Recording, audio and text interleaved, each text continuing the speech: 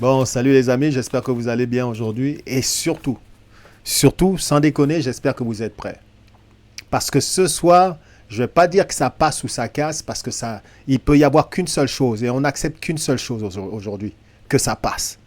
OK? La victoire, rien d'autre, comme on dit, avec ton bouclier ou sur ton bouclier. That's it. C'est tout ce qu'on veut, d'accord? Donc, ce soir, gros match numéro 6. On a fait ce qu'il y avait à faire. On a fait la business à Tampa Bay. Et ce soir, les gars, on ne peut pas lâcher ça. C'est la victoire assurée, surtout avec le push de la foule qu'on a ici à Montréal. Je vous dis, ça va être incroyable. Il va y avoir de l'émotion, il va y avoir du bruit. Pas seulement au Centre Bell, là, les amis. Hein. Aux alentours du Centre Bell, dans toutes les chaumières, ça va trembler, surtout à Montréal. Je vous le dis, soyez prêts. OK? Mais sachez vous tenir quand même, OK? Les ailes de poulet, la bibine, c'est correct, quoi. Mais on reste dans le ton, les gars. On reste dans le ton. Donc, ouais, gros match numéro 6, on est bon. Là, en attendant le match numéro 6, qui est ce soir, parce que ce soir, je vous dis, moi, j'ai appelé le truck Molson et tout ça, là. C'est pas seulement une caisse de 24 que j'ai... parce que j'ai les potes qui arrivent, là. C'est clair. Donc, ce soir, c'est le grand jour.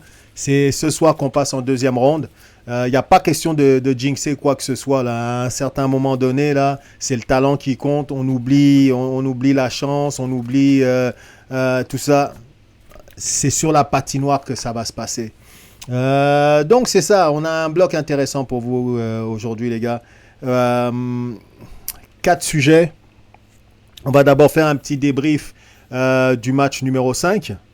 Et ensuite, on va regarder un peu Cole Caulfield qui semble avoir quelques soucis ces temps-ci. Et il y a beaucoup de gens qui parlent sur Cole Caulfield, beaucoup de différentes interprétations de la manière dont il joue, etc. et des raisons pour lesquelles il joue de cette manière. On va aussi revenir sur Jakub Dobeš. Je vous le dis, les gars, hein. Je vous l'ai dit depuis, ça fait des mois. Il y en a qui commencent à réaliser aujourd'hui, quoi. Je vous l'ai dit depuis des mois. En tout cas, on va en reparler, quoi. Je ne vais pas commencer à rentrer dans le vif du sujet tout de suite avec Jakub Dobeš. Mais il y en a là qui ne veulent pas avouer qu'ils ont mal jugé ce gars-là et qui lui ont manqué énormément de respect. Donc, on va revenir sur Jakub Dobeš un peu, de son jeu, sa saison un peu, et puis le jeu qu'il nous montre durant les séries éliminatoires. Et ensuite, évidemment, il n'y a pas le choix, il va falloir se mouiller. Il va falloir qu'on se mouille les petits doigts de pied, là. OK? Et qu'on donne nos pronostics pour le match numéro 5 le match numéro 6 de cette série. Je pense que pour tous ceux qui sont des fans de Montréal, ou même pas de tous ceux qui ont la logique du hockey, qui connaissent le hockey, je pense que sincèrement, la prédiction de ce match est évidente. OK? On le sait. Maintenant. Ah, attendez que j'ai ma petite barbe. OK. Maintenant, commençons par le débrief, les amis. Bon. Débrief. Avant de commencer par le débrief, évidemment, on sait que le Canadien a gagné 3-2.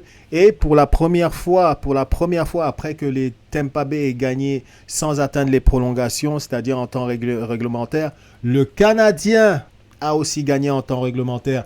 Et je vous le dis, c'est un fait qui est quand même à noter et très important parce que ils ont démontré quelque chose dans cette victoire. Il y a quelque chose qui a changé. Il y a quelque chose en tout cas, moi, j'ai remarqué par rapport au match précédent avec ma petite connaissance de ce sport, de ce sport de hockey, que j'ai remarqué par rapport aux autres matchs où le Tampa Bay nous a rattrapés.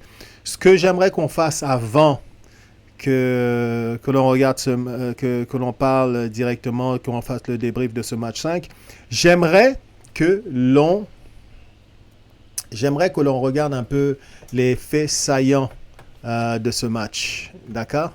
Let's go. Bienvenue à Sport 30. À la une, 5e match de la série entre le Canadien et le Lightning pour déterminer qui prendra les devants 3-2. Brandon Gallagher dispute... Gallagher!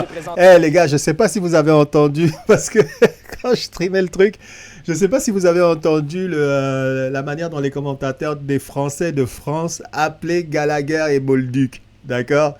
Premièrement, Boldou, je pense qu'ils appelaient Bolduc, ils l'appelaient Boldou. Et Gallagher, je sais pas ce qui s'est passé avec les G, ok? Mais ils appelaient Gallagher Calaher. Ok, Calaher prend la rondelle, Calaher a marqué un but. Ok, je sais pas quel problème ils ont avec les G, mais les 2 G de Gallagher, là, ils ont foutu le camp. Je sais pas ce qui s'est passé. Ok, ils ont dit merde à tout le monde, là, puis ils sont barrés.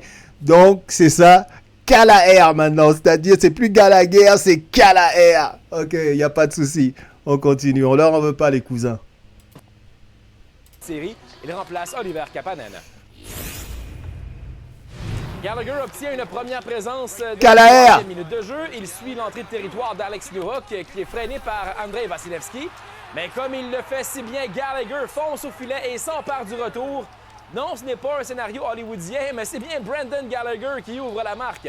Mais j'avoue, ça a été vraiment un bon choix de mettre Gallagher à l'intérieur de ce match. On sait que sur la durée, il peut peut-être pas tenir le coup, mais il peut être une étincelle, il peut amener cette intensité, cette confiance et aussi son leadership dans cette équipe et ajouter un 10, 15, 20% d'intensité à des joueurs et d'implication à des joueurs qui peut-être, sont peut-être déjà impliqués ou qui n'étaient pas assez impliqués et qui, quand ils le voient jouer, quand on parlait de Mats Daslund, le petit Viking, quand il voit jouer ce petit guerrier-là, qui mesure peut-être 2 pieds 3 pommes, eh bien, ils sont impressionnés, puis il n'y a qu'une volonté, c'est de le suivre. Ryan McDonough ouvre ensuite la porte au Canadien lorsqu'il atteint Nick Suzuki au visage. Pénalité de 4 minutes. Le Canadien ne génère rien de menaçant avec un homme en plus. Le tir de Nick Suzuki est facilement bloqué. Bon, les amis, il faut avouer que lors de cette pénalité de 4 minutes, je ne peux pas mentir, j'étais inquiet. J'étais inquiet. Je me disais non. J'ai entendu partout et c'est la voix commune, c'est ce que tout le monde dit, c'est que lorsqu'ils ont loupé lorsqu'ils avaient eu cette pénalité de 4 minutes, d'accord, il fallait qu'ils marquent un but. D'accord? Et lorsqu'ils n'ont pas marqué ce but, il y a beaucoup de monde qui commençait à se dire ça y est, c'est reparti. Retour à force égale, Oliver Bjorkstrand attaque sur l'aile gauche. Son tir au-dessus de l'épaule de Jakub Dobeš frappe les 2. Voilà, maintenant les gars, rappelez-vous bien de ce jeu-là. Parce que ce match, encore une fois, je dois avouer, ça se joue des fois à une tosse de 25 cents en l'air qui tombe pile ou face. Je vous garantis, c'est pratiquement ça. Quand on regarde depuis le début, les différents buts qui ont été marqués, beaucoup de buts chanceux, c'est pas forcément des buts qu'on va dire classiques, super construits, avec artistique et tout, des buts d'anthologie, c'est comme on dit d'habitude dans les séries là, faut ramasser les garbage, man. Faut ramasser les poubelles et c'est comme ça que les buts sont marqués, et c'est comme ça que les victoires sont acquises. Pénalité de 4 minutes. Le Canadien ne génère rien de menaçant avec un homme en plus. Le tir de Nick Suzuki est facile. Donc regardez ça. De retour à force égale, Oliver Bjorkstrand attaque. Ça aurait pu faire une différence, ça. Son tir au-dessus de l'épaule de Jakub Dobeš. Ça aurait pu faire une différence. Montréal se défend avec un homme en moins quand Suzuki transporte la rondelle. Il y va d'une belle feinte, mais son tir est stoppé. C'est 1-0 Montréal après 20 minutes de jeu. Donc là, les gars, on est toujours dans le temps. On est content. On mène la danse, il n'y a pas de souci, on contrôle le match. Et on contrôle le match pas juste par le score. Je pense qu'on compétitionne quand même avec Tampa Bay à ce moment-là. D'accord?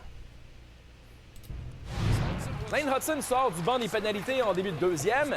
Il se défait d'Anthony Cirelli et permet à Newhook. Mais là, je comprends pas. Le gars, là, Lane Hudson, là, il mesure quoi? Et il pèse quoi tout mouillé, là? Le gars, il mesure peut-être quoi? 3 pieds? Même pas. Non, 3 pieds. Qu'est-ce que je raconte, 3 pieds? OK?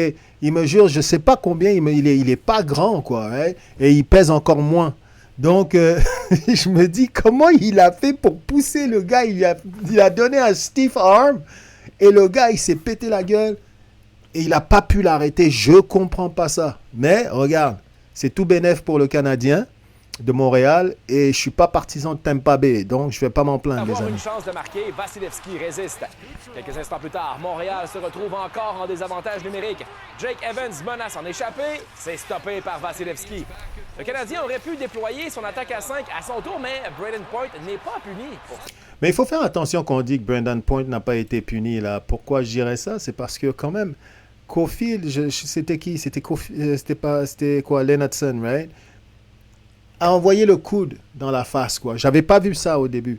Mais évidemment, les amis, les arbitres, il faut qu'ils se checkent. Il faut qu'ils se checkent. Parce que là, ils sont en train d'impacter cette série. Comme ils sont en train d'impacter toutes les séries lorsqu'ils décident de fermer les yeux devant des fautes et des abus clairs. OK? En désavantage numérique. Jake Evans menace en échapper. Regardez le bras de Lennartson. Voici, boum! Il aurait dû avoir une pénalité lui aussi.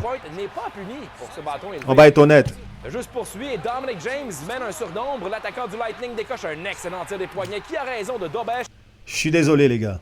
Je suis vraiment désolé. Je comprends ce qui se passe à ce moment-là. C'est-à-dire que quand même, il y avait un joueur qui était de l'autre côté, et ils étaient pratiquement en attaque 2 contre 1. Mais c'est pour ça que les gens ils disent d'habitude, quand tu es en attaque 2 contre 1, essaye de prendre l'autre attaquant. Enfin, décide-toi où tu prends celui qui a la rondelle, ou tu prends celui qui a du côté opposé. Généralement, les gars, ils essaient de couvrir celui qui est du côté opposé pour qu'il laisse le gardien défier le tir comme il faut, quoi. Mais là, on peut le voir, le gardien, j'ai l'impression, la manière dont sa jambière gauche est déployée, on dirait qu'il anticipait la passe également. Donc, il pensait aux 2 choses en même temps. Le tir et la passe de l'autre côté, et il était prêt à faire son déplacement. Je suis désolé pour moi. Ce but-là et l'autre but qui est copie-collé de celui-là, pour moi, j'hésite.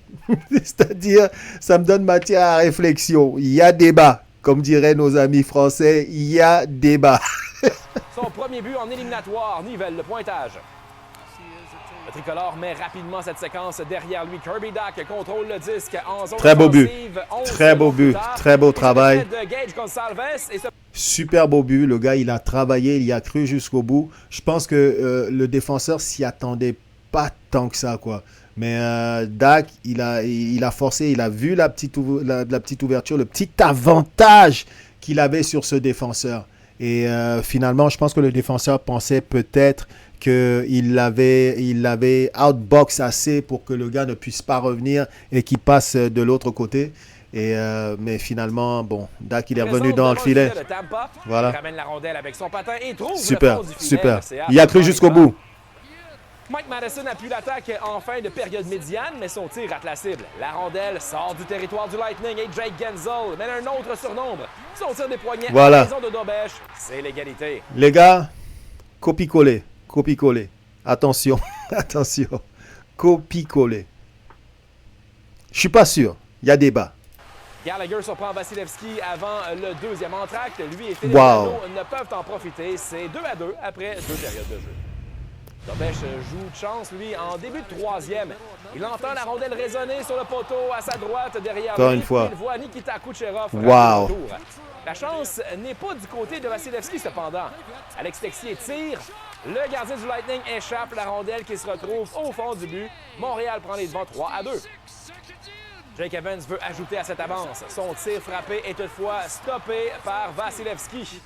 Tom Cooper retire son gardien avec 2 minutes 30 à faire. Kucherov et Gensel sont en mesure de défier Dobèche avec de bons tirs frappés, mais à chaque fois, avantage au gardien des Canadiens. Dommage, Dobby! Montréal tient bon et prend les commandes de la série 3-2. Bon, les gars, sincèrement, je peux pas mentir. Je vais vous dire, ce match-là, il y en a beaucoup qui disent... Et je comprends pas comment ça se passe, parce qu'on va gagner, on va dire que le match était super. Oui, je trouve qu'on a quand même bien joué. On a bien joué, on était dans le match, on a compétitionné contre Tampa Bay. Et je dirais même qu'on a peut-être eu les meilleures chances.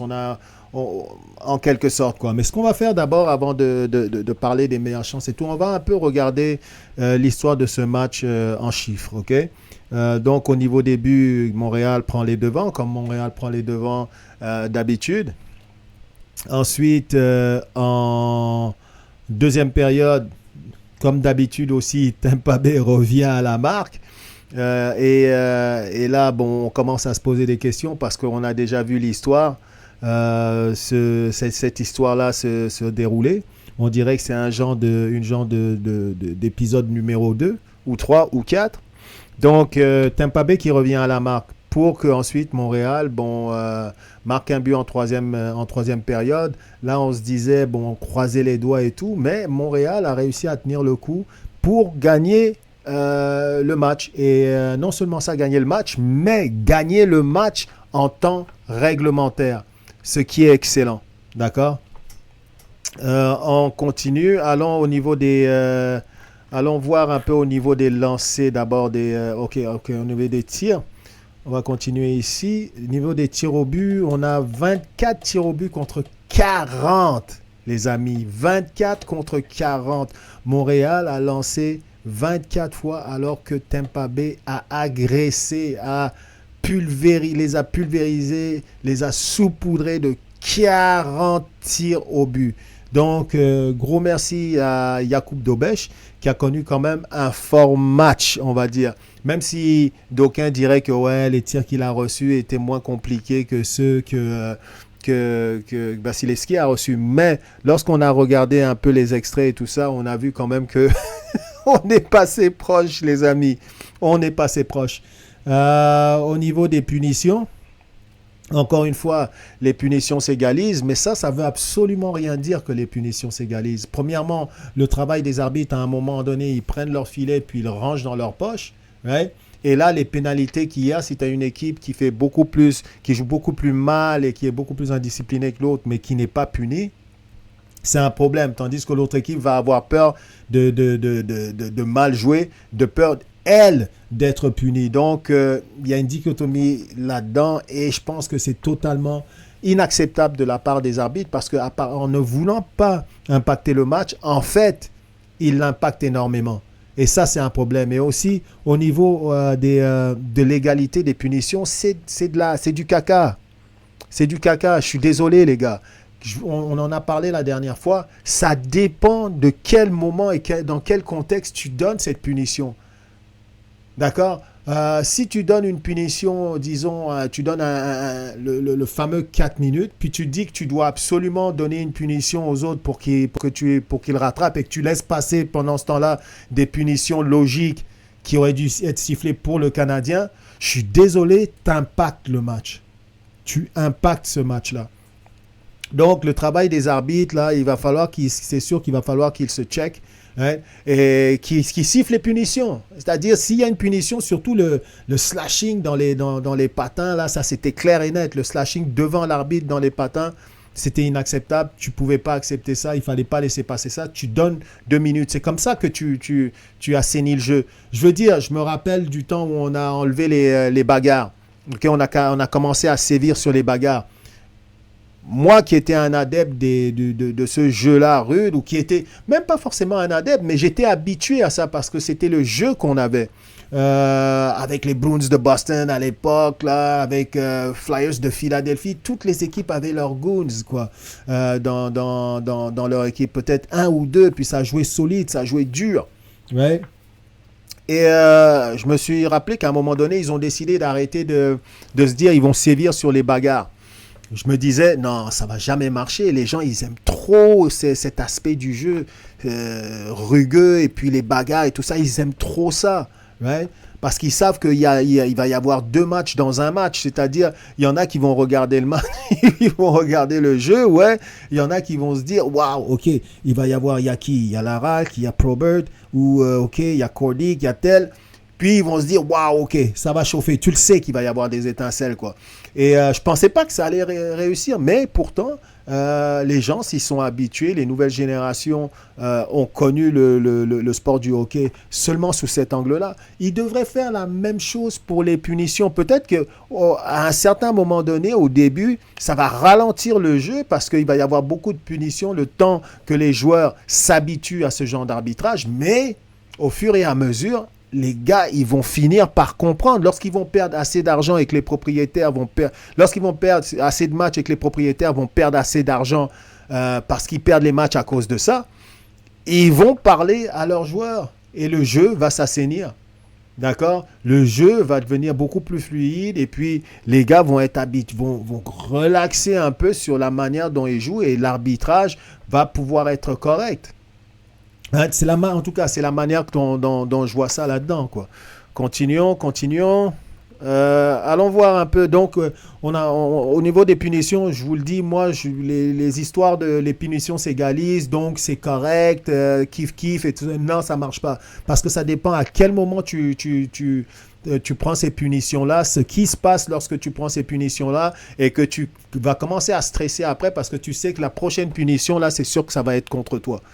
Et ensuite, une fois que c'est presque égal, en troisième, tu sais que ça va être le free for all, quoi. D'accord? Donc maintenant, regardons un peu au niveau des tirs. Les tirs de Montréal, beaucoup de tirs à l'extérieur, de l'extérieur. Sûrement, j'imagine, parce qu'on a eu quand même ces punitions-là. C'est 8 minutes de punition, donc on a tiré pas mal de la pointe, etc. J'imagine. Et on s'est quand même approché pas mal du gardien. D'ailleurs, pas mal les deux de nos 3 buts ont été marqués dans la zone payante, proche du gardien. Tandis qu'en allant au filet et en défiant donc les défenseurs et en acceptant de payer le prix. Au niveau du 3e but, c'est sûrement celui-là qui est celui d'Alex Texier. Comme les gars ils appellent ça, c'est une petite zézette de la part de Vasilevskiy, un petit bonbon. On aime bien le sucré, nous, à Montréal. Hein. S'il en a encore, s'il a d'autres petites zézettes, d'autres petits bonbons, on aime ça. On a la langue sucrée, on aime les bonbons, on adore ça. Qu'ils le sachent. Qu'ils reviennent à Montréal avec un sac plein, plein de zézettes, plein de bonbons, quoi. Ouais. Donc, c'est ça. Le seul but qui a été marqué à l'extérieur, c'est celui de Texier. Et ça a été un mauvais but qu'a accordé Vasilevskiy. Ce que j'aimerais dire, c'est qu'il doit sûrement donc y avoir une raison pour laquelle Montréal éprouve le besoin de se rapprocher le plus possible de Vasilevskiy. Parce que généralement, ces tirs-là, Vasilevskiy, qui sont de loin, il est capable de les arrêter. C'est ce que je pense. Donc, on est obligé de ou mettre beaucoup de circulation ou alors nous approcher assez près de Vasilevskiy. On peut le voir avec toutes ces tentatives de tir qui sont ici. Tampa Bay maintenant. Ouf.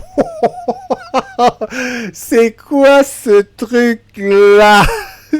Est-ce qu'il est miné? C'est-à-dire le territoire du Canadien est miné ou quoi? Qu'est-ce qui se passe, putain? Oh putain de merde. Qu'est-ce que c'est que ça? Est-ce que vous avez vu la distribution de tirs? Je veux dire, s'ils n'ont pas essayé un peu, c'est qu'ils n'ont pas essayé du tout, les amis. C'est tout ce que je peux dire. C'est tout ce que je peux dire. S'ils n'ont pas essayé un peu, c'est qu'ils n'ont pas essayé du tout. Merde! Hein? On appelle ça tirer de partout. C'est là que l'expression prend tout son sens. D'accord? Les gars, ils ont tiré de partout. Ouais? Mais ce qu'on remarque, il y a une moins grande densité de tirs juste devant. Et c'est donc vrai que quand même le Canadien est quand même capable de protéger Dobeš assez bien. Ou encore une fois, c'est que c'est peut-être la stratégie de Tampa Bay. Donc, c'est de deux choses l'une, où les défenseurs du Canadien font une très bonne job en tant que libérer le devant du filet, puis box out les attaquants, les empêcher ou alors, c'est la stratégie de Tampa Bay qui peut-être veut prendre de la vitesse, tirer, foncer au filet, essayer de récupérer des tirs, de défier. Je ne comprends pas. Mais cependant, il faut remarquer qu'ici, leurs 2 buts qu'ils ont marqués, sont pas forcément dans la zone payante en tant que telle que l'on peut dire, quoi. Et personnellement, hein, je vais donner mon avis sur ces buts. Je pense personnellement que si ces buts avaient été si on avait perdu le match, on aurait une autre discussion par rapport à ces buts-là. Parce que j'ai entendu beaucoup de gens dire dans les commentateurs et tout ça, dans les émissions radio, etc. Dobèche ne pouvait rien faire sur ses tirs. C'était des tirs qui étaient trop bien, trop précis, etc. Je ne suis pas tout à fait d'accord. Et sachez que je suis un des fervents, non seulement défenseurs, mais supporters de Jakub Dobèche. Sachez-le. Ok, je suis un de ses plus fervents défenseurs et depuis le début d'ailleurs, depuis que tout le monde essaye c'est-à-dire lui manque de respect et tout, je suis un de ses plus fervents supporters. Mais ces deux buts-là, je me questionne, ok, et j'ai des doutes sur le fait de dire qu'il n'y pouvait rien. Le premier but, je peux accepter, quoi. Il s'y attendait pas. Il s'est dit, ok, je vais glisser là-bas. Il y a l'autre qui est de l'autre côté. Il avait les yeux cross-side, un œil qui regardait le gars avec la POC, un œil qui regardait l'autre qui était sur son côté droit. Mais sur la deuxième, parce que c'était du copier-coller les deux, le même but, pas sûr. Pas sûr. C'est sûr que le gars, il était sur le côté ouvert de sa palette, donc il avait le choix vraiment pour utiliser les deux angles, l'angle rapproché ou l'angle éloigné. Mais cependant, c'était un gardien de la Ligue nationale, donc c'est ça, mais c'est effrayant, c'est-à-dire ça fait peur. C'est intimidant. Je vous dis, c'est intimidant ce que je vois là. Lorsqu'on regarde la distribution de ces tirs et le nombre de tirs, c'est impressionnant et très intimidant. Bravo Jakub Dobèche. Maintenant, regardons un peu les statistiques, ce qui s'est passé en tout ici. Regardons un peu ça. Au niveau des tirs, 40 tirs contre 24 pour le Lightning. Wow. Les gars, ils ont tenu le coup solide. But en avantage numérique, 0 sur 2, 0 sur 3. Bon, les arbitres, ils ont voulu tenir ça relax et pas voulu peut-être que les punitions impactent trop le résultat, à mon sens. Donc, ils ont essayé de tenir ça quand même assez égal. Minutes de punition, bon, c'est la même chose. Ici, bon, 8 minutes pour le Canadien, 6 pour le Lightning. Mise en échec, 37 mises en échec du côté du Canadien contre 23. Waouh, donc finalement, bon, d'habitude c'est assez égal, mais là, le Canadien, on dirait, joue beaucoup plus physique que Tampa Bay. Mais encore une fois, je pense que ce serait bien qu'il donne la statistique de savoir si ces mises en échec sont faites dans la zone... dans quelle zone ils sont faites finalement, quoi. Est-ce que c'est dans la zone de Tampa Bay? Est-ce que c'est dans la zone du Canadien? Est-ce que c'est dans la zone centrale? Et peut-être surtout si les mises en échec sont prises ou faites dans une phase offensive ou défensive. Ça aiderait pas mal, je trouve. Vous m'en donnerez des nouvelles. Tir bloqué, 16 par le Canadien, 18 par Tampa Bay. Ça s'équivaut aussi. Et au niveau des revirements, 18 revirements contre Tampa Bay et 11 revirements contre Montréal. Montréal qui a l'ascendant sur Tampa Bay. C'est super ça. Ça, c'est une belle statistique, quoi. OK. Très belle statistique. Bon, les gars, on regarde encore les tirs au but. Trop impressionnant. Montréal, là, ils ont fait le minimum syndical. Il n'y a pas de souci à partir du moment où on gagne. Donc, c'est ça, les gars. C'est ça. L'histoire du match, c'est comme l'histoire de tous les matchs qu'on a vus, en fait. Hein. Sauf que cette fois-ci, on a été capable de garder notre avance. Et aussi, le fait que Martin Saint-Louis, je pense, on a toujours voulu qu'il coach. On dit, OK, le gros, il faut que tu coaches. Surtout, on va dire, tu as une jeune équipe. Jeune équipe, pas dans le sens de il faut prendre ça comme excuse lorsqu'on perd. D'accord?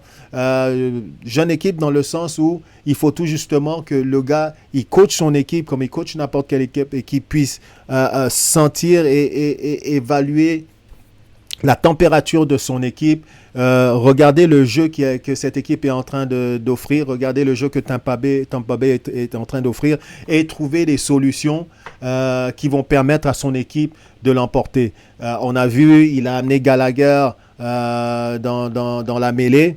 Très bonne décision parce qu'on sait que Gallagher définitivement va apporter cette petite étincelle. Est-ce qu'il savait forcément que Gallagher allait marquer? Non, il ne savait pas que Gallagher allait marquer, mais il savait qu'il y avait une chose de sûre, c'est que Gallagher allait arriver là avec une intensité et une volonté et qu'en plus de ça, avec tout le respect et l'aura qu'il a, l'ascendant qu'il a sur tous ses coéquipiers qui le respectent énormément, le voir comme un guerrier, comme la personne qu'il faut suivre, pas forcément les meilleures mains, pas forcément le meilleur patin, mais sûr et certain le plus gros cœur de cette équipe. Donc il était sûr que les joueurs allaient être inspirés. Il était sûr que ça allait influer beaucoup plus d'énergie à toute la troupe et qu'ils allaient le suivre et je suis sûr que c'était sa mission à Gallagher. Est-ce que sa mission c'était de marquer un but? C'était un bonus. Et le fait qu'il ait marqué ce but-là a encore plus revigoré tous ses coéquipiers et je suis sûr que tout le monde a été combat. Comme ils le disent, ils l'ont dit d'ailleurs, il n'y a pas de cachette dans les nouvelles, que tous ses coéquipiers étaient en fait très contents pour lui, quoi. Donc, très bon choix de l'avoir pris. Aussi, il a coaché Coco Field, qui a du mal à engager, a du mal à se mettre dans le rythme.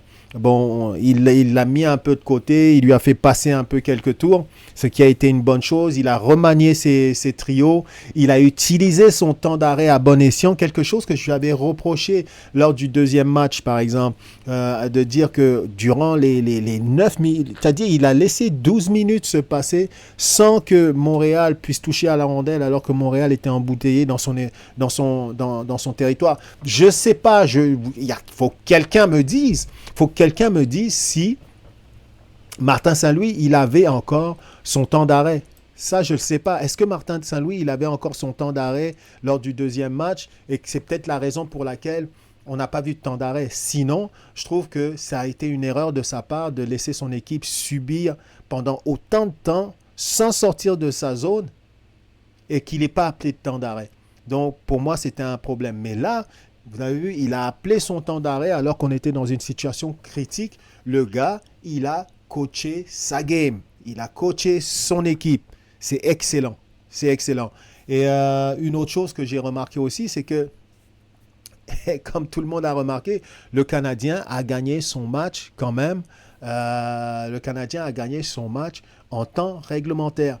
Et je ne pense pas que c'est par chance qu'il a gagné son match en temps réglementaire.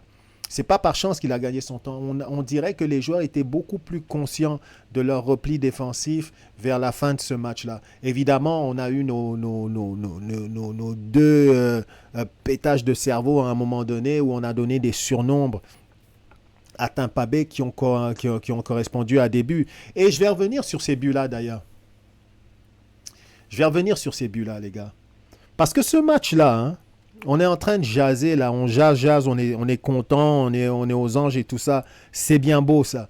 Mais il ne faut pas oublier une chose. Hein. Je vais vous dire ça. Tout ce match-là, il s'est joué sur un toss coin.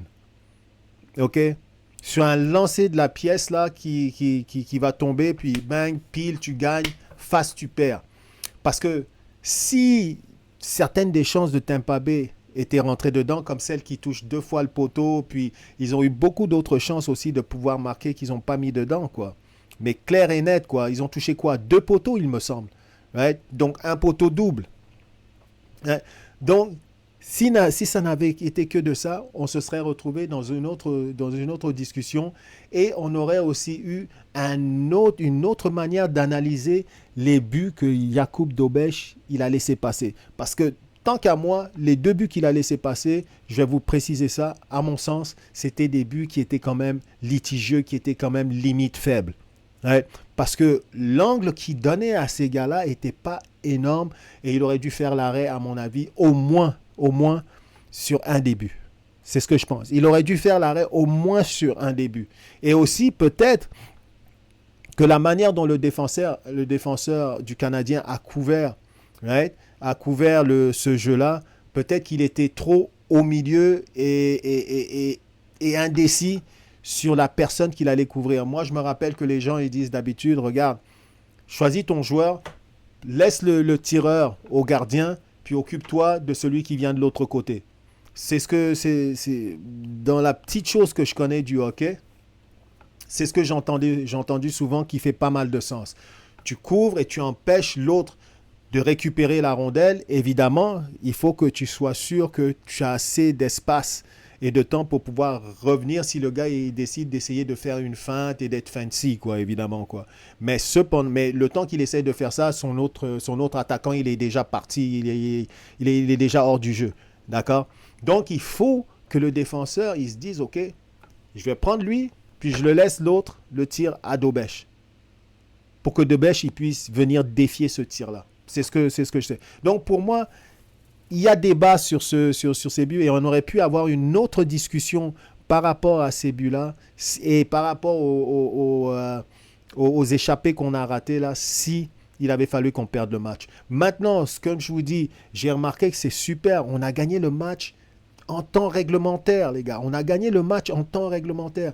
Et c'est pas une chance si on a gagné ce match-là en temps réglementaire. La raison pour laquelle on a gagné en temps réglementaire, c'est que les gars étaient beaucoup plus conscients du jeu défensif. On a pu voir que les gars, ils voulaient rien savoir de se faire prendre profondément dans la zone. Quand la rondelle était trop dans la zone, les gars jouaient là-bas. Les gars revenaient un peu à la lisière de la zone bleue adverse du gars des trucs de Tampa Bay, comme si on jouait un 2-1-2.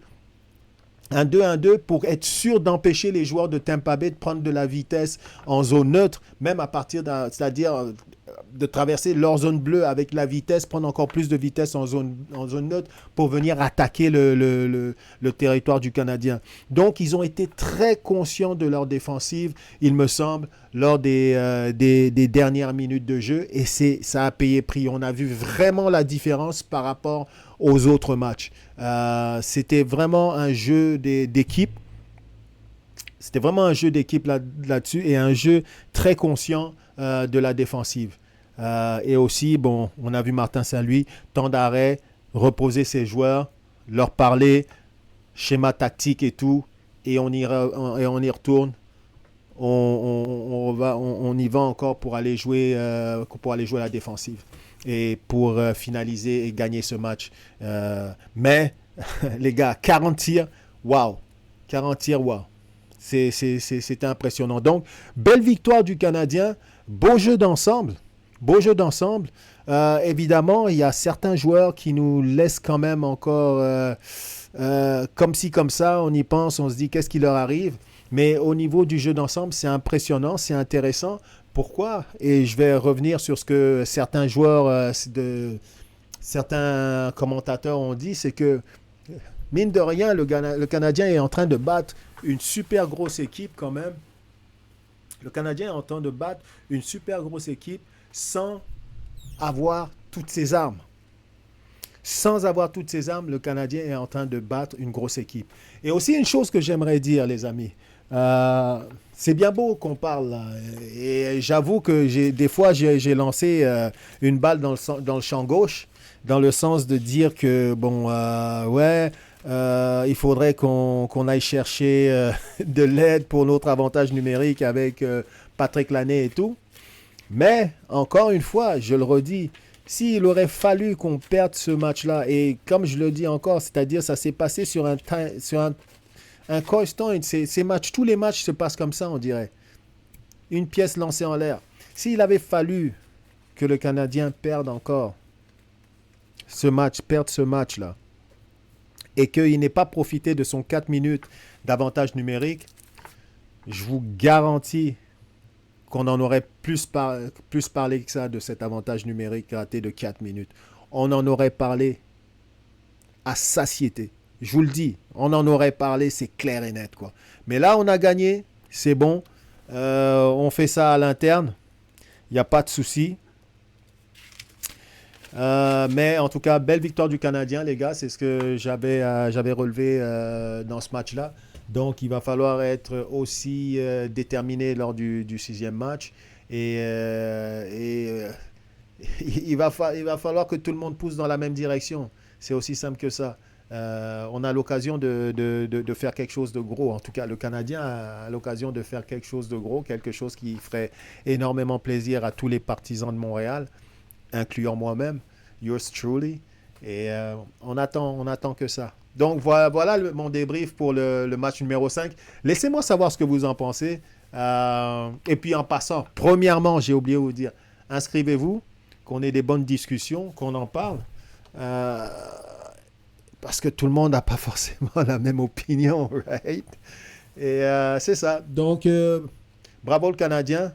Match numéro 5, tout bon. Il est dans les livres.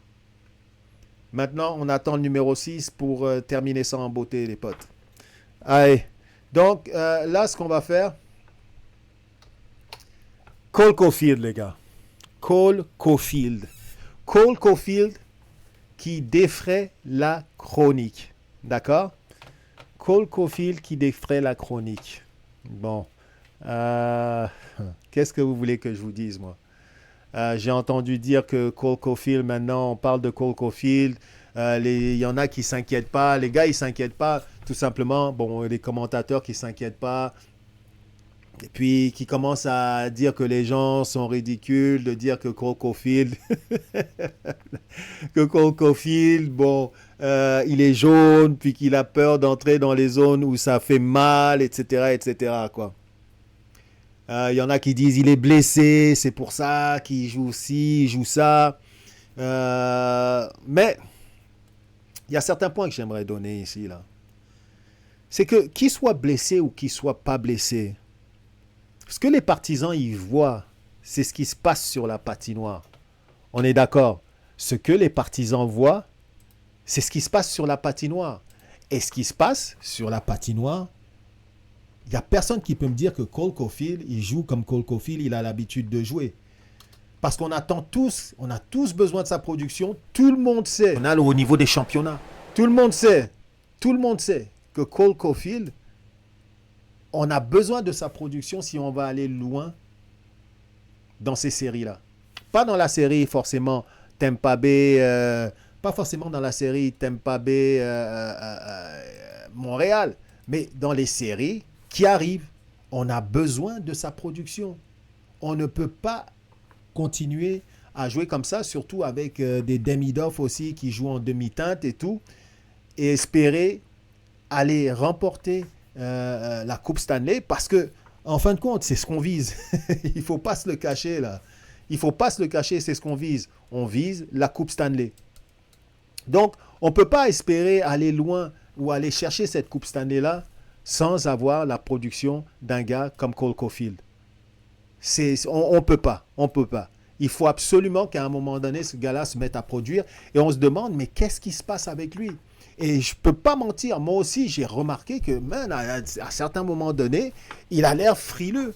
Il a l'air frileux quand arrive un certain contact ou que la rondelle est placée à un certain endroit où la rondelle est disputée avec un adversaire qui arrive pour plaquer. On dirait qu'il hésite un peu et il y va pas forcément. Maintenant, il est peut-être blessé, c'est correct, il n'y a pas de souci, il est peut-être blessé. Mais ce que les gens voient, c'est ça, c'est qu'il ne va pas forcément au contact et qu'il ne produit pas comme il devrait produire.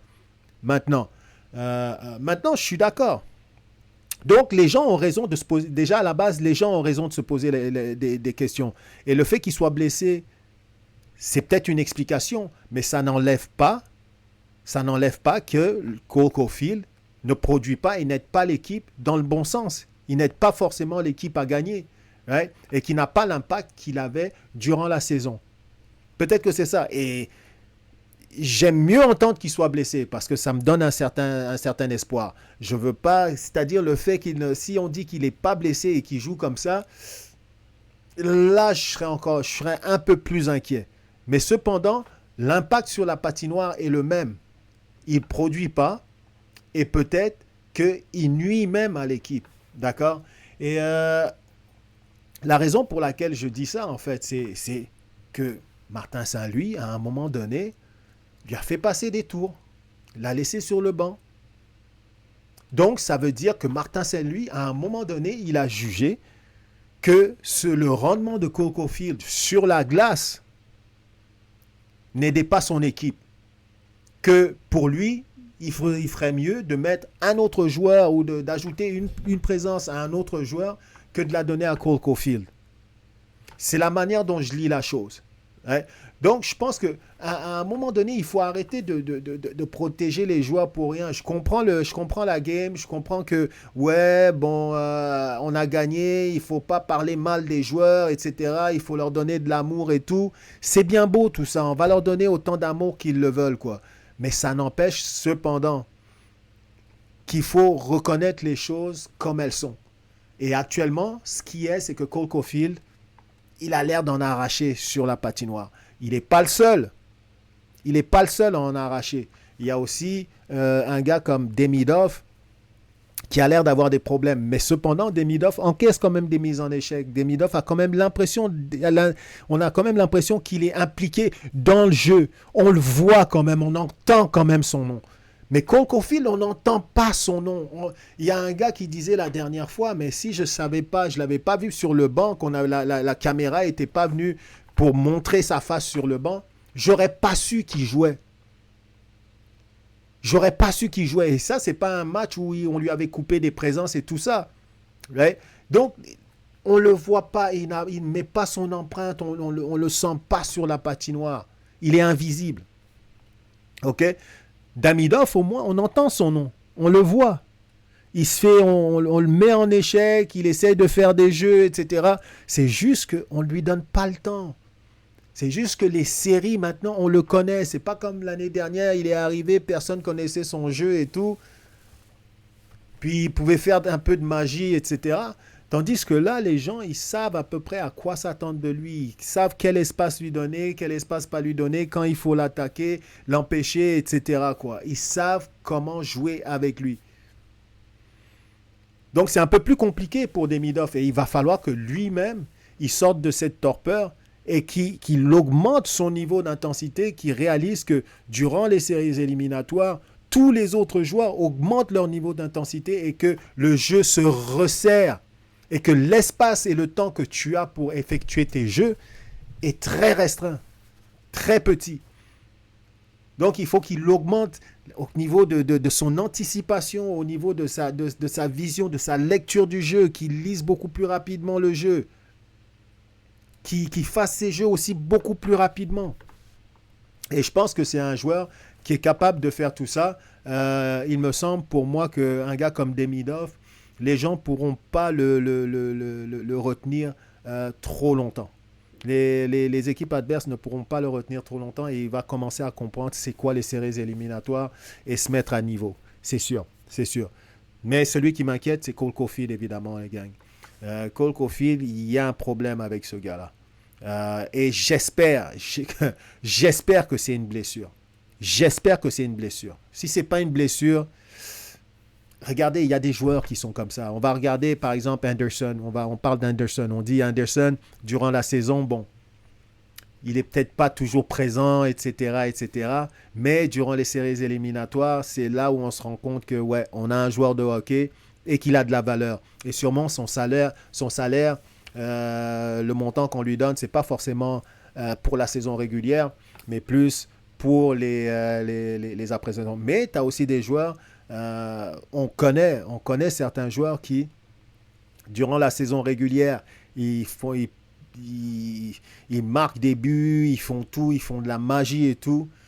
Mais durant les séries éliminatoires, ils s'éteignent.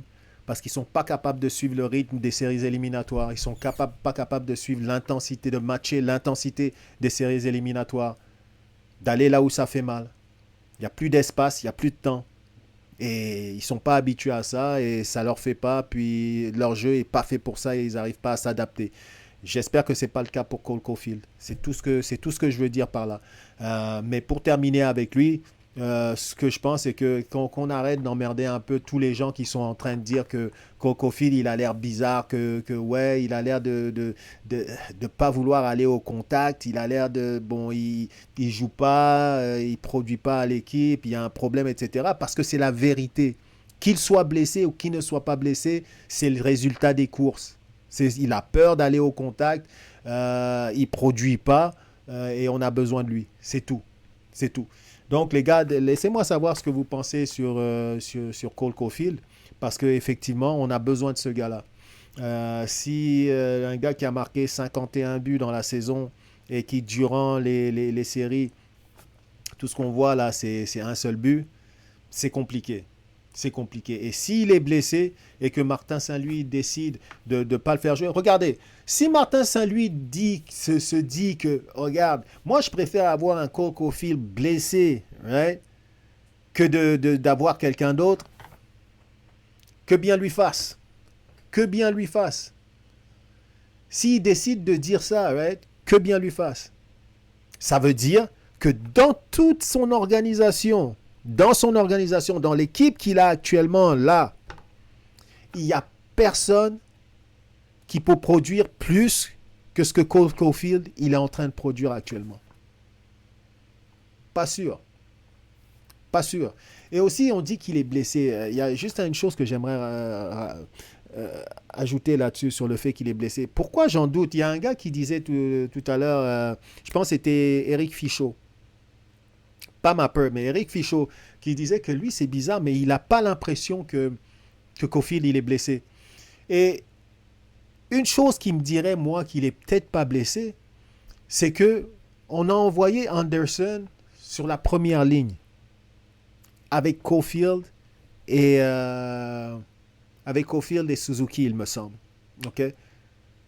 Pourquoi on l'aurait envoyé là si on savait que Caulfield était blessé et que la manière dont il jouait et la difficulté qu'il avait à produire, c'est parce qu'il est blessé. D'accord? Et on envoie alors un gars comme Anderson qui, sûrement, la raison pour laquelle il a été envoyé sur cette ligne, c'était pour créer de l'espace, mais ça peut être les deux. Ça peut être logique pour les deux. Il est blessé, donc on veut lui donner un peu plus d'espace pour qu'il ait le temps de faire ce qu'il a à faire, peut-être aussi. Donc, mais peu importe. S'il est blessé, pas blessé, il n'est pas en train de produire. Et il faut trouver une solution. C'est tout ce que je veux dire.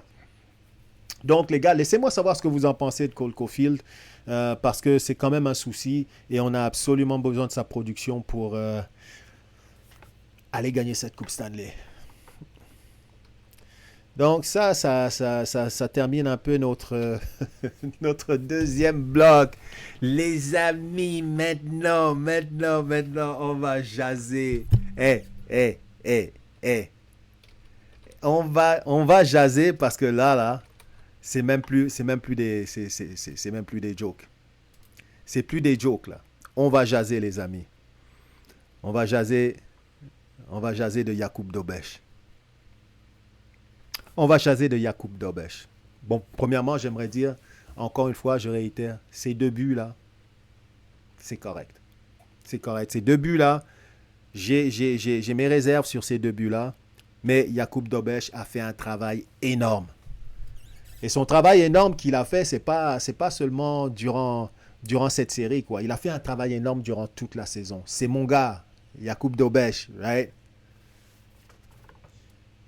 Il y a quelque chose qui me fatigue. OK? Je vais vous le dire, il y a quelque chose qui me fatigue.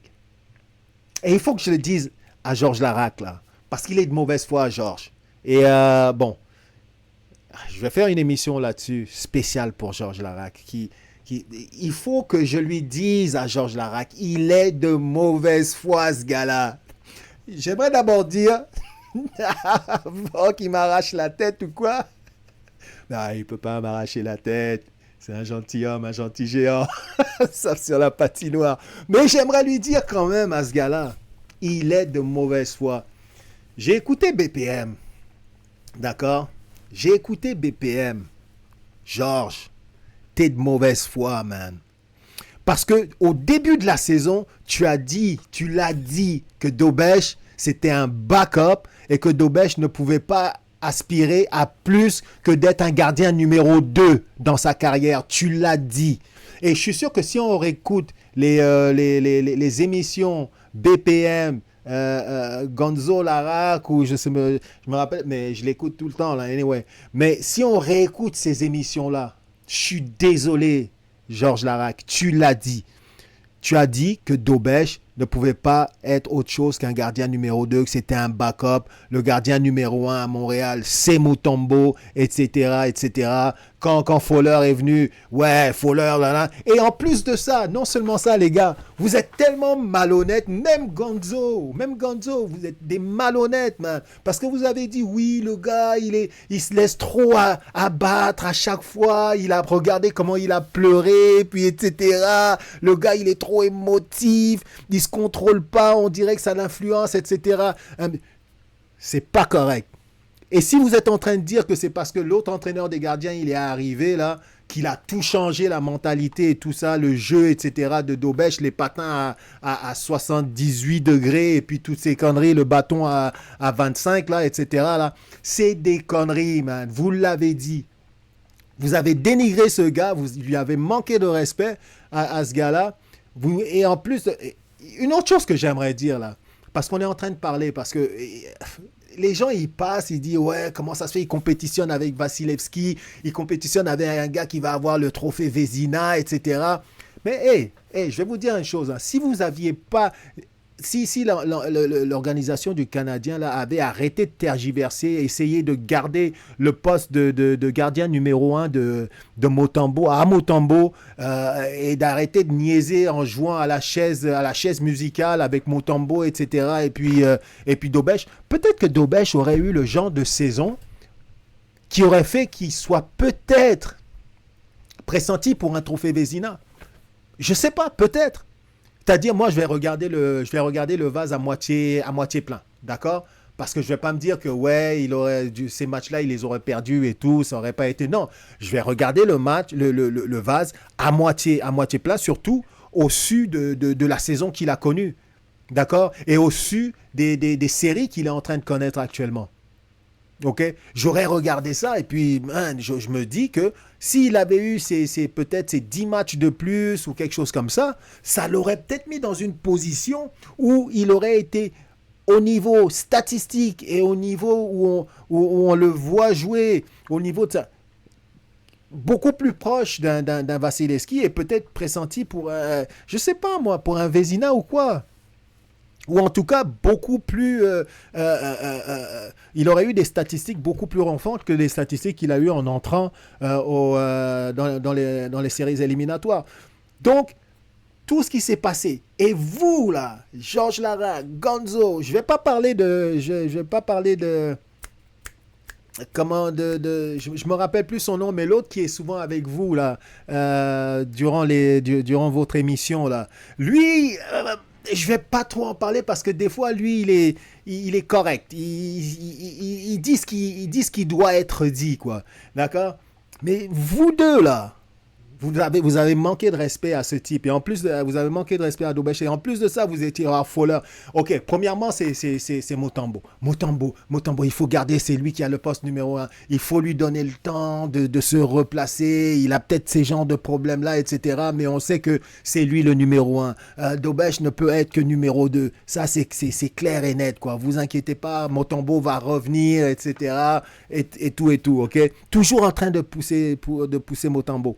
Maintenant, Mutombo, il commence à prendre la voie de sortie, il tient plus le coup. Parce que le narratif, Mutombo, il est en train de l'exploser, il fait que perdre les matchs. Ouais? Et là, maintenant, il y a Fowler qui arrive. Maintenant, c'est Fowler, gardien d'avenir, etc. Fowler est le gardien d'avenir. De toute façon, on sait que l'année prochaine, bon, Dobèche va être gardien numéro 2, mais Fowler, bon, il va être gardien numéro 1 et tout, quoi. Donc, durant pratiquement toute la saison, right? L'histoire Mutombo-Dobèche, c'était jusqu'à peu près aux Jeux Olympiques. Ensuite, il y a eu l'histoire Dobèche-Fowler, qui a continué jusqu'aux séries à peu près, quoi. Jusqu'à un peu avant les séries. Donc, à chaque fois, cependant, Dobèche était celui qui faisait la job. Si le Canadien est actuellement en série, c'est grâce à Dobèche.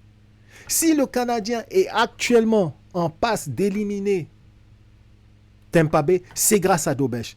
Et je ne comprends pas comment quelqu'un peut trouver une autre personne, un autre joueur, avoir l'audace de nommer un autre joueur quand on demande qui est le joueur qui a impacté cette série le plus. C'est Dobeš.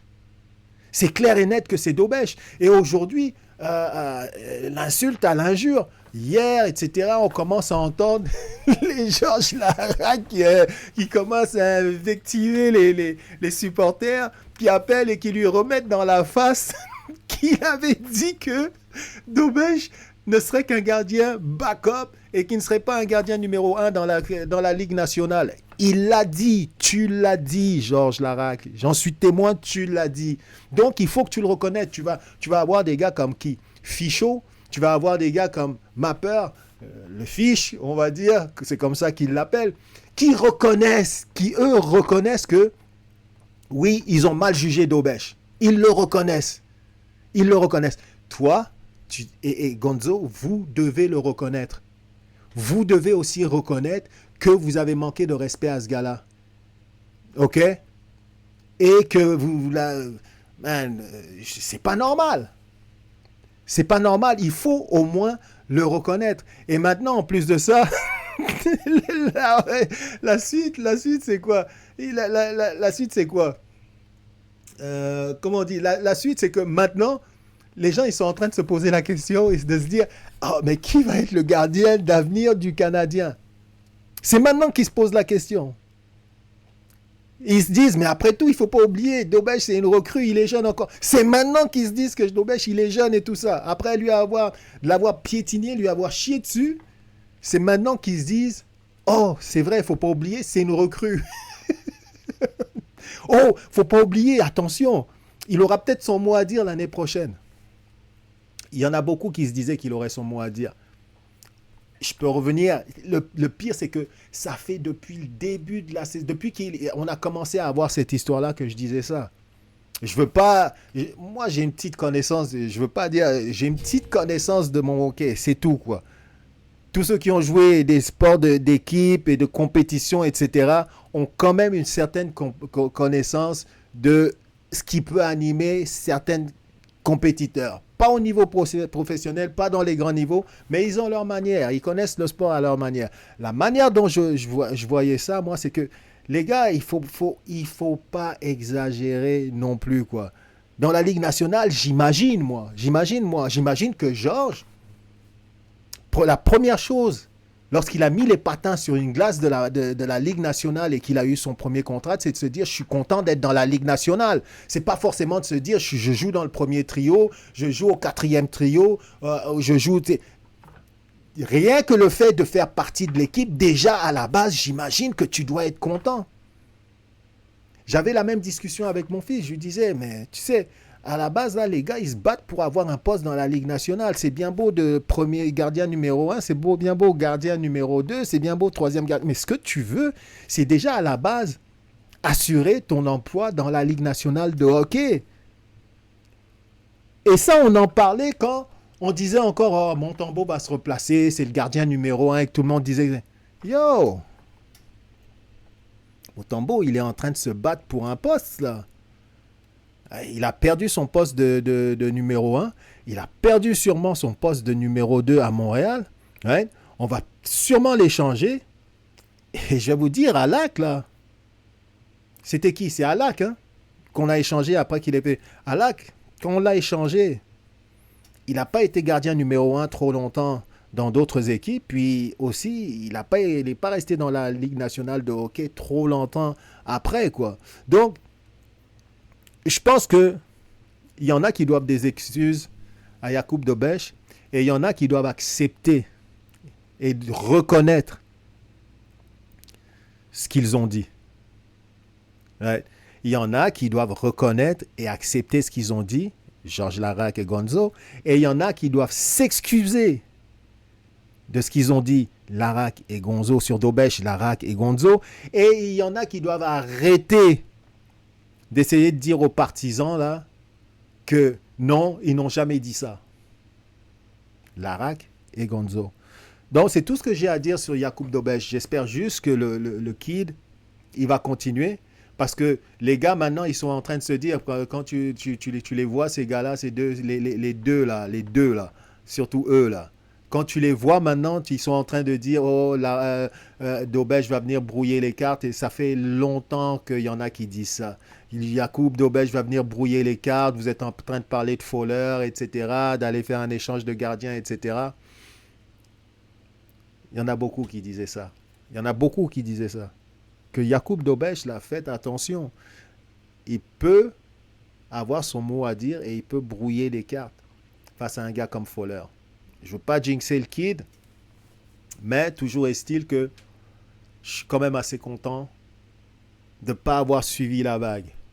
Ouais. Et que des fois, les gars, à un certain moment donné, oui, il y en a qui n'ont pas été sur la patinoire. Je ne parle pas de moi, mais je parle de ceux qui ont appelé, là, qui ont fait, qui ont fait le lien et tout ça, et qui se sont rappelés de ce que Big George avait dit, quoi. Ouais. Mais cependant, à quoi, c'est-à-dire, à quoi ça sert? C'est-à-dire, si on ne peut plus parler et qu'on doit être invectivé parce qu'on n'a pas été dans la Ligue nationale, d'accord?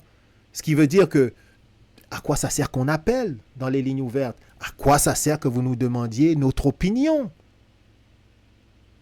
Puisque notre opinion, elle ne compte pas et qu'on doit forcément suivre l'opinion de ceux qui ont été dans la Ligue nationale de hockey. Ça ne sert à rien qu'on parle.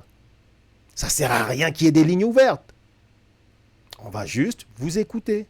Ou alors, écouter des gars qui ne sont pas des pros. Comme ça, on pourra discuter.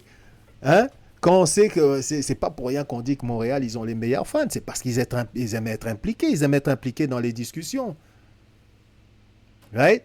On est tous des entraîneurs d'estrade, on est tous des joueurs d'estrade, on est tous des directeurs généraux d'estrade. Mais cependant, il peut y avoir des moments où on n'est pas d'accord et où nos opinions sont un peu tirées des cheveux, etc.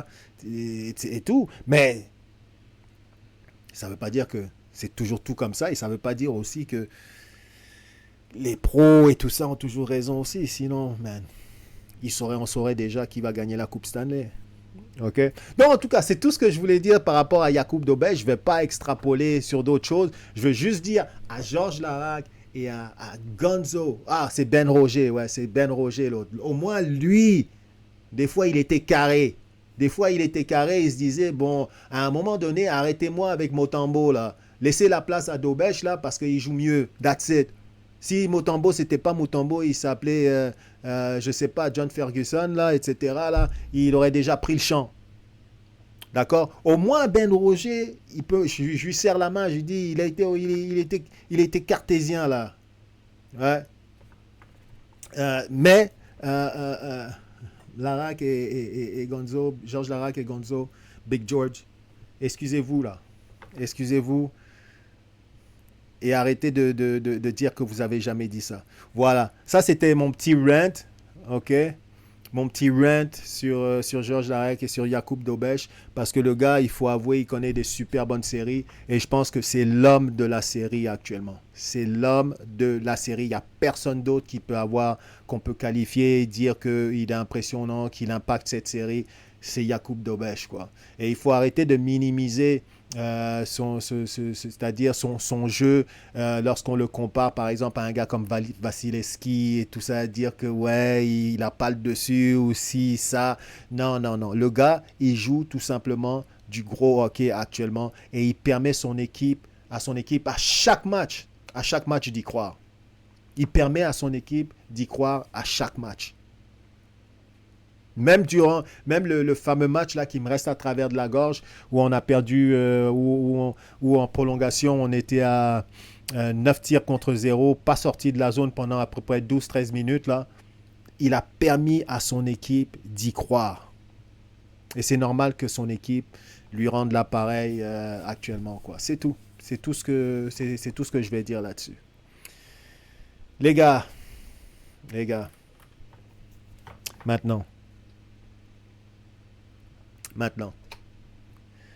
Maintenant, les amis, match numéro 6. On y est, c'est aujourd'hui. Qu'est-ce que vous allez faire? Match numéro 6, je sais. qu'il y en a qui ont déjà sorti le champagne et tout. Il y en a qui s'apprêtent déjà à aller dans les rues, klaxonner et tout, de manière civile. J'ai écouté évidemment les mêmes émissions de radio que vous avez écoutées et qu'il faut faire ça de manière civilisée, d'accord? On est tout bon, on va faire ça de manière civilisée. On va faire ça de manière civilisée, les gars. Le 6e match. On ne va pas laisser passer ça. On ne va pas laisser passer ce 6e match. C'est la victoire. Je vous assure, c'est la victoire. C'est la victoire. Je suivais un peu les commentaires, les commentaires de... Je ne sais pas qui, c'est un gars qui est passé tout justement à l'émission avec Georges Larac et Gonzo. Là. Et le gars, il disait, à juste titre, et il avait raison parce que je pense exactement la même chose, c'est que il faut que les gars soient prêts.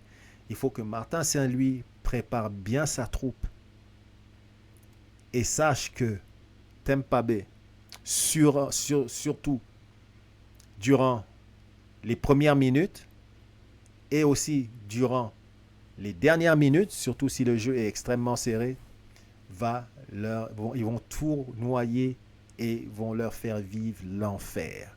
Il faut que les gars soient prêts à ça. Surtout que, bon, ils sont au pied du mur. Ils n'ont pas le choix. Peu importe là où ils vont jouer de toute façon. Peu importe là où ils vont jouer, il y a une constante. Il y a la seule constante qu'on connaît actuellement. C'est que lorsque la POC va dropper, Tampa Bay va jouer comme des enragés. Ils vont jouer comme des enragés. Et il faut que cette équipe-là de Montréal soit prête pour cette éventualité-là. Pour ce fait, c'est même pas une éventualité. Pour ce qui va se passer ce soir-là. Maintenant, la chance qu'on a, c'est que on est devant notre foule à Montréal. On est devant notre foule, la foule la plus brillante de cette ligue, la plus intimidante de cette Ligue nationale de hockey. On est devant cette foule-là. Et je pense que ce 7e joueur-là, qui se transforme en 8e, 9e, 10e, 11e, 12e joueur, tant qu'à moi, va réussir à transporter et à donner l'énergie, insuffler cette énergie-là spéciale à cette équipe et la transporter jusqu'à la victoire. Mais cependant, il faut que Martin Saint-Louis fasse sa job. Je ne veux pas qu'on finisse par trouver des excuses. Les gars sont jeunes, il faut qu'ils apprennent, ils ont fait ça. Non. Lorsque tu joues, tu as 2 équipes qui sont dans la Ligue nationale et qui s'affrontent. Jeune, pas jeune, m'en fous. Tu as un entraîneur qui doit préparer son équipe.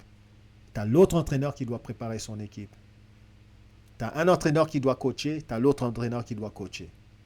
C'est sur la même base. C'est sur la même base. Donc, je veux rien savoir d'histoire de jeunesse et puis qu'on essaye de... Non. Ce match-là, là, la même manière dont Martin Saint-Louis, il a coaché son équipe au dernier match, il doit coacher son équipe, il doit la préparer pour ce match-là. Pourquoi? Parce que comme disait le gars dans cette émission, il n'y a rien de plus difficile que de fermer les livres. Au tennis, ils appellent ça la peur de gagner. Right? On a souvent vu des joueurs au tennis, dans les compétitions, qui arrivent, ils ont 1, 2, 3 balles de match contre eux. 3 balles de match contre eux, les gars perdent 2-7-0 sur un 3 de 5. OK? Les gars, ils perdent 2-7-0 avec 1, 2, 3 balles de match au 3e set contre eux. Les gars arrivent à revenir, effacer ces 3 balles de match, les récupérer, gagner le 3e set, gagner les deux autres sets pour gagner le match. Et c'est ça qu'on appelle, on appelle ça, les gars, ils ont la peur de gagner, ils n'arrivent pas à conclure. Ils n'arrivent pas à conclure, ils ont la peur de gagner.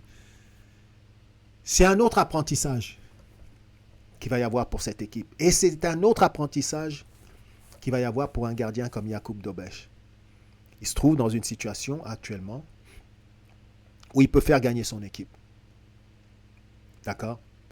Où il peut amener son équipe au deuxième tour. Et il y a beaucoup de pression, beaucoup d'espoir sur lui. La même chose pour les autres joueurs. Les défenseurs, les attaquants. Les gars, ils vont sûrement tenir leur bâton serré, surtout avec l'appui de la foule comme ça qui est derrière. Il va y avoir des émotions peut-être qu'ils n'ont jamais vécues. Parce que ils vont comprendre que ce moment est extrêmement important.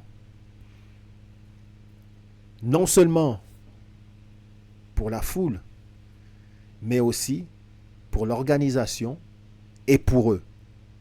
OK?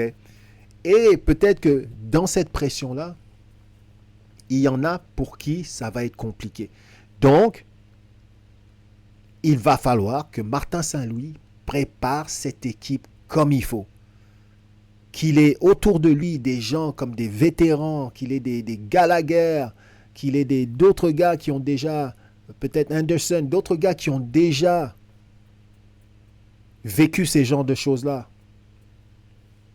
pour qu'il calme les petits et qu'il les amène et les entraîne dans leur sillon. C'est très important. Le reste, je pense que ça va aller de soi. Parce que le Canadien, jusqu'à présent, a compétitionné. Maintenant, je le redis, c'est un jeu d'erreur et cette série est étrange, dans le sens où c'est une série, comme je disais tout à l'heure, de coin toss. Pile, tu gagnes, face, tu perds. Il faut que le Canadien, pile, tu gagnes. Right? Il ne faut pas qu'il commence à avoir peur de patiner, qu'il commence encore à avoir peur de faire des erreurs. Il faut qu'ils emmagasinent l'énergie de la foule. Il faut qu'ils emmagasinent cette énergie-là et qu'ils la transforment pour que cette énergie-là les pousse vers la victoire. Et je pense que sincèrement, je vois pas un monde actuellement où Tampa Bay va venir nous battre à la maison, là. Je ne sais pas pour vous, là, mais je ne vois pas un monde où Tampa Bay va venir nous battre à la maison. OK? Donc, encore une fois, ce que je veux dire, c'est Dobeš doit être solide. Dobeš doit être Dobeš dans les buts. Doit être vigilant. Je pense que la défensive a fait une bonne job quand on regarde la distribution des tirs au but. Il faut que au niveau de la distribution des tirs au but, qu'on continue à les box-out, qu'on fasse en sorte qu'un gars comme Dobeš puisse voir les rondelles. Quand il voit les rondelles, il est généralement capable de les arrêter. Une chose très importante aussi, il a pris beaucoup de buts hors l'aile droite. D'accord? Il en a pris pas mal et pas proche de lui, assez éloigné quand même. Donc, j'imagine qu'il y a un petit travail à faire là-dessus. Il va falloir qu'il soit vigilant de ce côté-là, en tout cas. Qu'il fasse attention. Il faut qu'il y ait beaucoup moins de revirements, que les gars soient disciplinés. On parle de tout ça. Il va falloir que les gars soient disciplinés et tout, quoi. Right? Pas faire d'erreurs et prendre des punitions stupides. C'est très important aussi. Et d'une certaine manière, il va falloir à un moment donné qu'un Cole Caulfield, qu'un Demidov, Anderson, que tous ces gars-là se disent que, regarde, c'est maintenant ou jamais. C'est maintenant ou jamais. C'est le temps de se brûler, c'est le temps de dépenser toute l'énergie qu'on a. C'est le temps de se mettre au four et au moulin, de bloquer les tirs, de faire des replis, de se crever comme il faut pour gagner cette série-là. Et profiter d'une ou deux ou trois, en tout cas des journées de repos additionnelles que ça implique. C'est très important parce que ces gars-là, ils en ont besoin et peut-être encore qu'un Cole Caulfield, il en a besoin. Peut-être que c'est le temps aussi pour lui, tout justement, de se réveiller et de prendre un peu plus de risques aussi. Il a pris des risques lorsqu'il a marqué son but. Il est venu à l'intérieur de la zone payante. Il a box out le joueur, s'est créé de l'espace. Il a marqué son but. Excellent. Il va falloir qu'il prenne ce genre de risque encore. OK? Texier et tout ça, des très bons joueurs. Et il faut faire attention. En tout cas, ça, je vais pas parler. On ne parle pas de négatif aujourd'hui parce que j'aurais dû parler de Texier quand on était au bloc de Coco Field. Mais les gars, la foule va transporter cette équipe. Et je vois pas un monde. Je vois pas un monde où Tampa Bay va gagner ce match. Je le vois pas. Même si c'est un coin toss, les partisans vont souffler sur ce coin-là, sur ce 25 sous-là qui est en train de tourner pour qu'il fasse aller sur pile, on gagne. Moi, je vous le dis. La foule va être la différence dans ce match-là. On va avoir des jambes, on va voler sur la patinoire. On va leur faire mal, on va les faire abdiquer. Actuellement, on les a un genou à terre. On les a un genou à terre, au bord du gouffre. Les gars sont plus en équilibre. On va les pousser dans le gouffre. C'est ce que je pense. Les gars vont voler, la foule va les faire... Il va leur donner une égère. Chacun, il y a quelqu'un qui disait la dernière fois, ils vont tous savoir, c'est Georges Larac d'ailleurs. Big George. tu vois, je t'aime moi. C'est Big George qui disait, les gars, ils vont tous avoir des capes de Superman. C'est vrai. C'est vrai. La foule va leur donner des super pouvoirs. Des super pouvoirs. Ils vont tous avoir une cape de Superman. C'est sûr. Donc, les gars, voilà. Bon, on va se mouiller. Moi, je dis sincèrement, quoi. Ça va être du 3-1. Ça va être du... les amis. Ça va être du 4-1. Ça va être du 4-1. Pourquoi? Je vais vous dire exactement comment ça va se passer. Le Canadien va marquer un but. Le Canadien va marquer un deuxième but. Tampa Bay va revenir. Ils vont marquer 2-1. OK?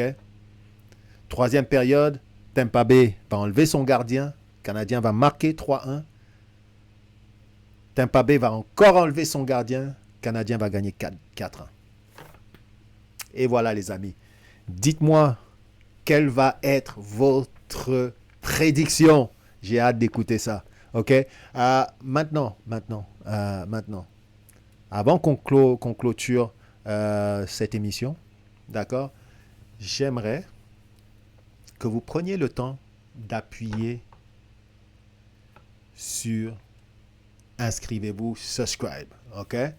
Et appuyez sur like, évidemment, si vous avez aimé l'émission. Merci du support pour le channel. Et puis aussi, là, vous n'êtes pas obligé d'être d'accord avec moi pour vous inscrire et tout ça. C'est pas grave, ça tout justement, ça fait pour des discussions un peu plus intéressantes encore, OK? Donc, inscrivez-vous. Dites-moi ce que vous pensez de tous les différents blocs et surtout de votre prédiction pour le sixième match. J'aimerais aussi que vous me disiez qu'est-ce que vous pensiez de Jakub Dobeš et puis aussi du fait que Georges Larac, il est en train de dire partout que oui, il n'a jamais dit que Dobeš c'était un backup que dans la Ligue nationale, normalement, ce sera un backup ou un bon gardien numéro 2 seulement. Il a jamais parlé que Dobeš serait un gardien numéro 1. J'aimerais bien que quelqu'un me dise un peu si lui aussi il a entendu ça, quoi. Et puis que Big George et puis Gonzo, là, ils arrêtent de nous embrouiller, là. OK? Ben Roger, peace. Toi, t'es correct, c'est bon. Cole Caulfield aussi, dites-moi ce que vous pensez de Cole Caulfield. Est-ce qu'il a l'air blessé? Est-ce qu'il n'a pas l'air blessé? Et puis, en bout de ligne, est-ce que ça fait quelque chose à part se dire que, ouais, s'il n'est pas blessé, c'est plus inquiétant que s'il était blessé, la manière dont il joue. Parce qu'en bout de ligne, le résultat sur la patinoire, c'est patate. Il ne produit pas comme il devrait produire. Et est-ce que aussi on devrait mettre quelqu'un d'autre à sa place? Pour le débrief du match 5, bon, ça a déjà été dit, ça a déjà été fait. Vous pouvez aussi me donner un peu votre point de vue sur ce débrief et sur le match numéro 5. Salut la gang, vous faites gaffe à vous et savez quoi, je vous souhaite le meilleur des matchs de hockey, même si on connaît déjà le résultat. Dang! Même si on connaît déjà le résultat, comment ça se termine, je vous souhaite quand même une super belle soirée. Faites pas trop de grabuge à l'extérieur et surtout, amusez-vous bien et transportez cette équipe. Transportez cette équipe de hockey jusqu'à la victoire et au deuxième tour des séries éliminatoires. Ciao la gang!